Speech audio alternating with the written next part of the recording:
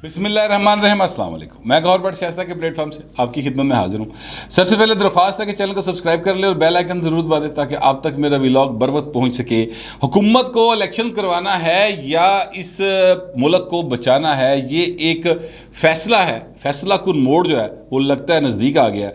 और नून लीग जो लंदन में ज़ाहिर है कि एक तवील मुलाकातों के बाद कुछ फ़ैसले किए उन्होंने, उसमें से कुछ चीज़ें जो बरामद हुई पहले वो मैं आपको बताता रहा हूँ। अब कुछ और चीज़ें सामने आई हैं और कुछ बड़े जर्नलिस्ट हैं। मैं तो बड़ा माड़ा जा करैक्टर ना सर, छोटा जा एक निके जे कमरे बह के, और जो सूझबूझ होती है, जो ज़राए कुछ इधर उधर से पता चलते हैं, उनको काउंटर कन्फर्म करके आप तक पहुँचा देते हैं। बड़े वड्डे वड्डे जिन्होंने चिड़ियाँ निक्कियां निक्कियां खबरां वड्डियां वड्डियां, वो भी अब वही बातें करना शुरू हो गए।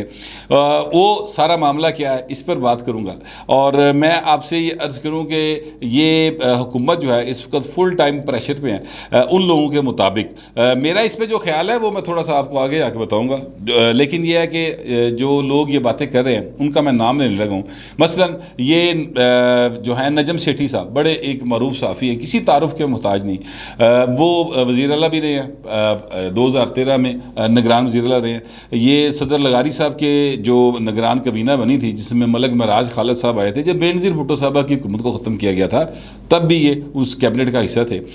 ये परवेज़ मुशर्रफ के बहुत करीब रहे हैं। तो इस तरह इनके इस्टेब्लिशमेंट के साथ बड़े ही करीबी मरासम जो हैं वो समझे जाते हैं कि हैं, और ये कहते भी हैं कि मेरी चिड़िया जो है ना उन्होंने घोंसले बैठी जाके और उन्हें पिंजरे च मन दसती रहती। तो वो ये कह रहे हैं कि जनरल बाजवा साहब जो हैं वो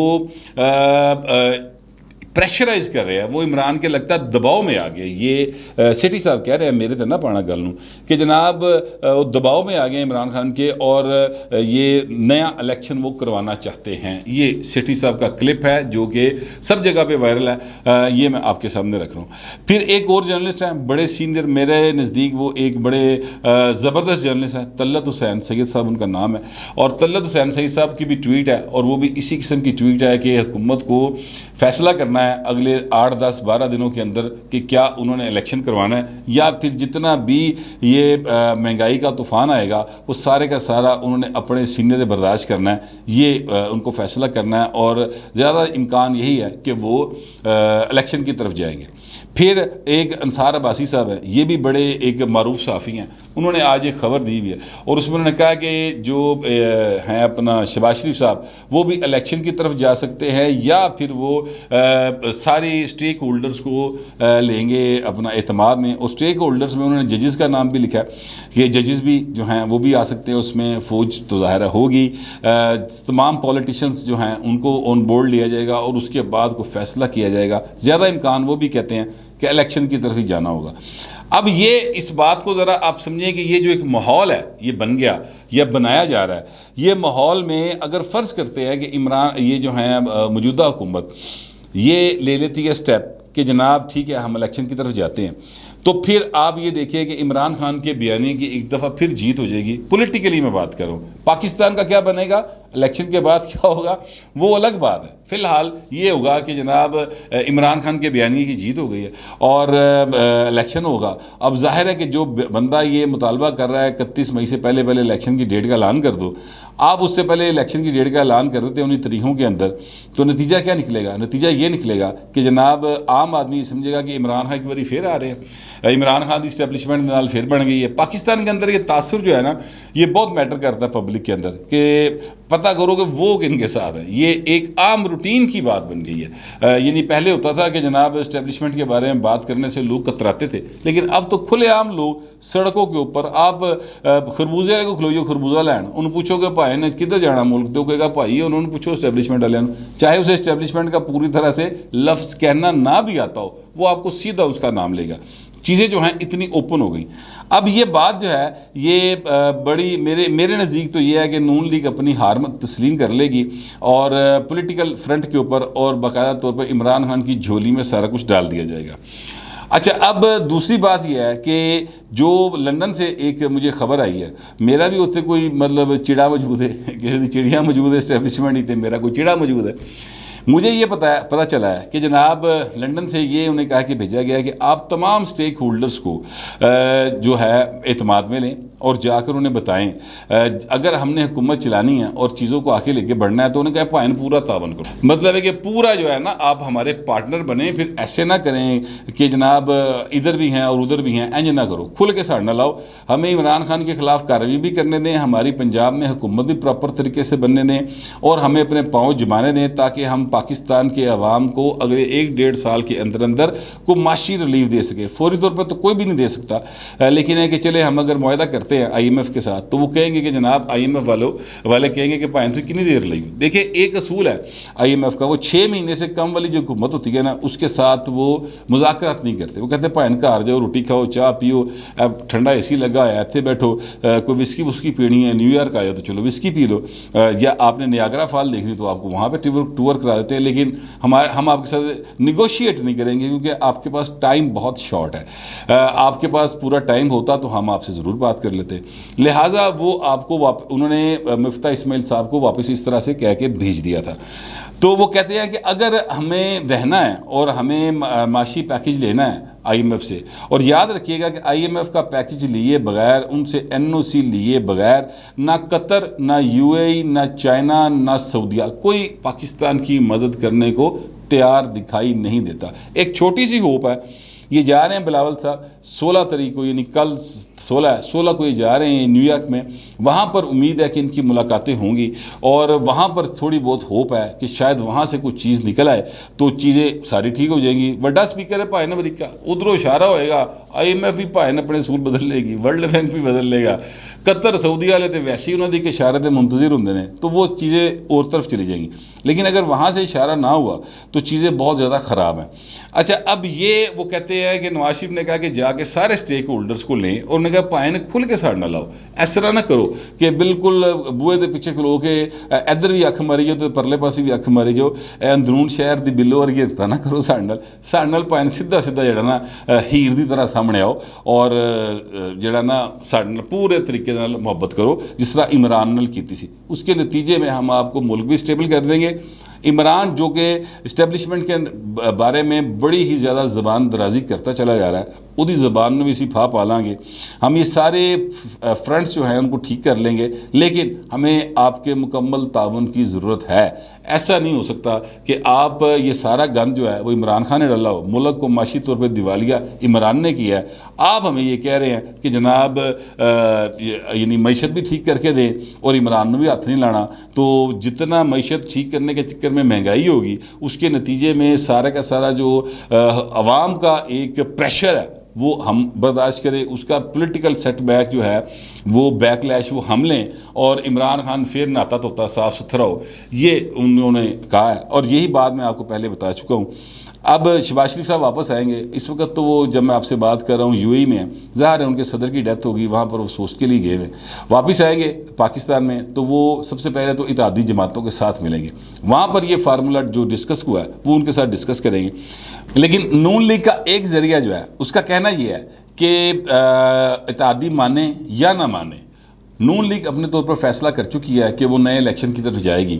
अब अगर इत्तेहादी नहीं मानते, मतलब पीपल्स पार्टी नहीं मानती, और मुझे पता है पीपल्स पार्टी वाले इस बात को नहीं मानेंगे, वो जरदारी साहब इस पे बड़ा खुल के अपना एक मौक़िफ़ ले चुके हैं। इसी तरह जो हैं अपना मौलाना फजल रहमान साहब वो भी इस बात को नहीं तस्लीम करते। तो अब कहते हैं वो माने या ना माने हम इलेक्शन की तरफ ही जाएंगे, हमारे पास इख्तियार है जनाब। हम फेडरल गवर्नमेंट की जो असम्बली है ज़ाहिर है वो शहबाज शरीफ के कहने में तोड़ी जा सकती है, वो तोड़ देंगे, ऐलान कर देंगे, पीपल्स पार्टी की कर लेगी। अच्छा, फिर पंजाब आ जाएगा तो पंजाब के अंदर हमजा है तो हमजा भी यहाँ पे असम्बली वज़ीर आला है, असम्बली तोड़ने की असम्बली पे ही देगा तो वही टूट जाएगी, अल्लाह खैरी सला।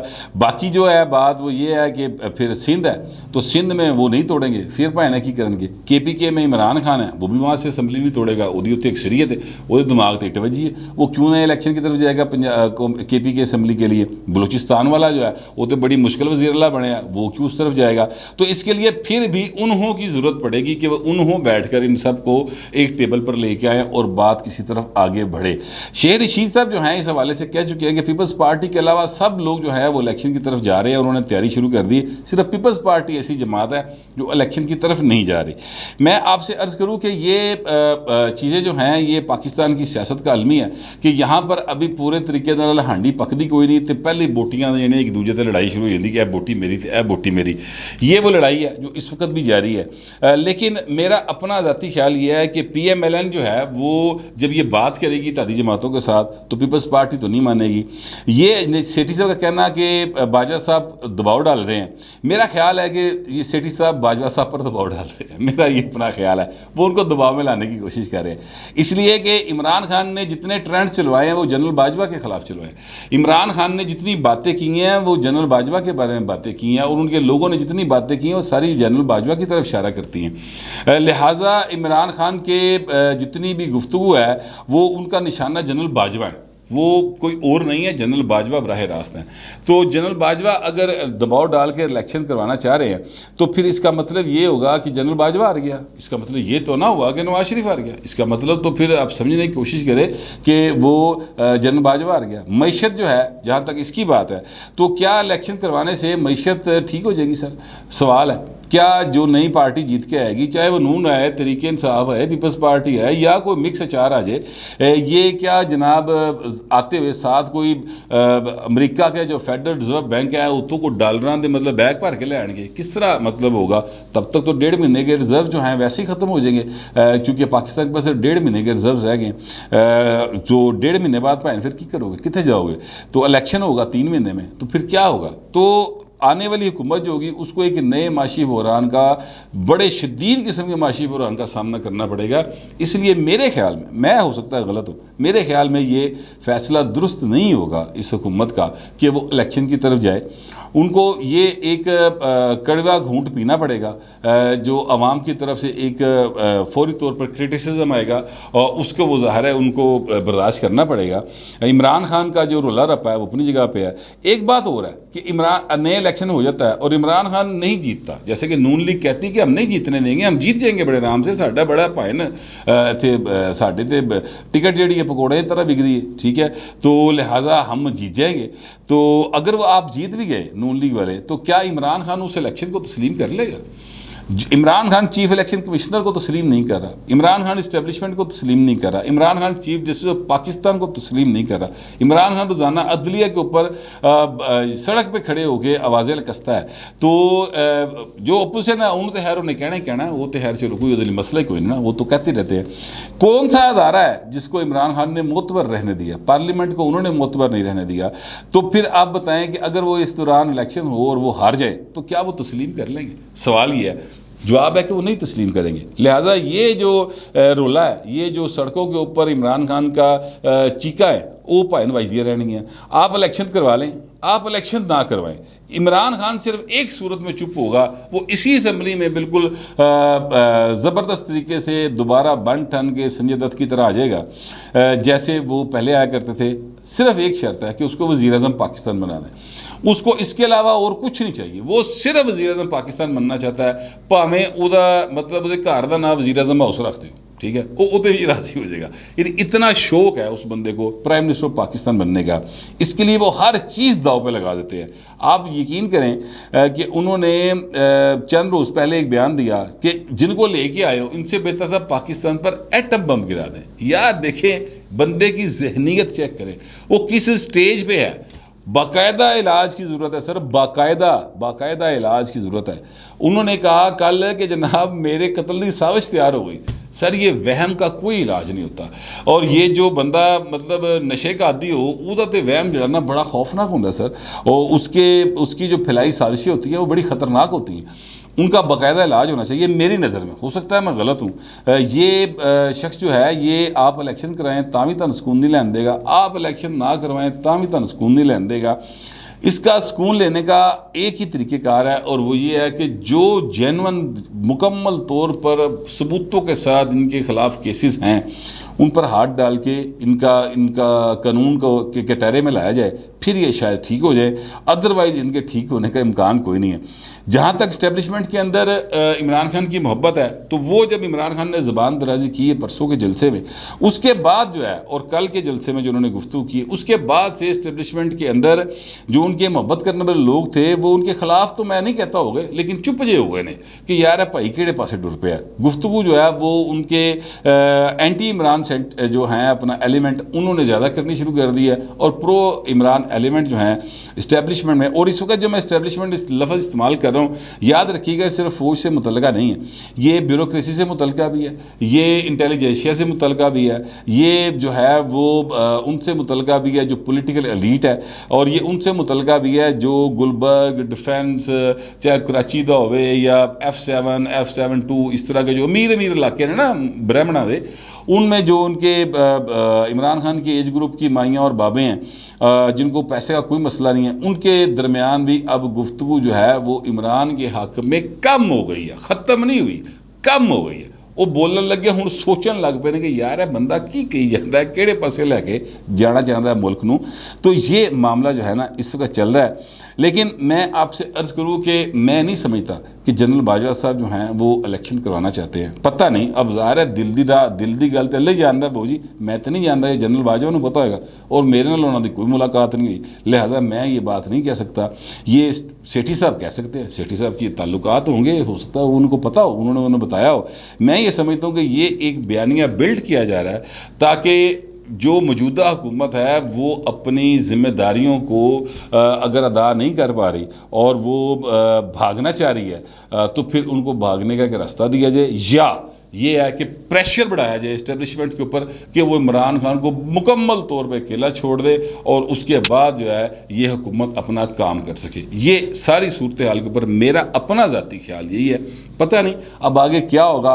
पाकिस्तान है, पाकिस्तान के अंदर सियासत जो है वो बहुत ही अनप्रिडिक्टेबल है। चीज़ें बहुत जल्दी तेज़ी के साथ नया से नया रुख अख्तियार करती चली जाती हैं। बहुत दफ़ा ऐसा हुआ है, मैं यहाँ पर कन्फर्म खबर कह के निकला हूँ, 2 घंटे तक जिसले तक व्लॉग तक पहुँचे है वो खबर बिल्कुल ही कुछ हो जाती है। तो पाकिस्तान की सियासत में कोई चीज़ स्टेबल नहीं है, और यही किसी भी मुल्क या माशरे के लिए सबसे ख़तरनाक चीज़ होती है, जहाँ पर अनसर्टेनिटी होती है, जहाँ पर खौफ होता है, बेयकीनी होती है। यही चीज़ सबसे ज़्यादा ख़तरनाक होती है, और इस चीज़ को ख़त्म करने की अशद ज़रूरत है।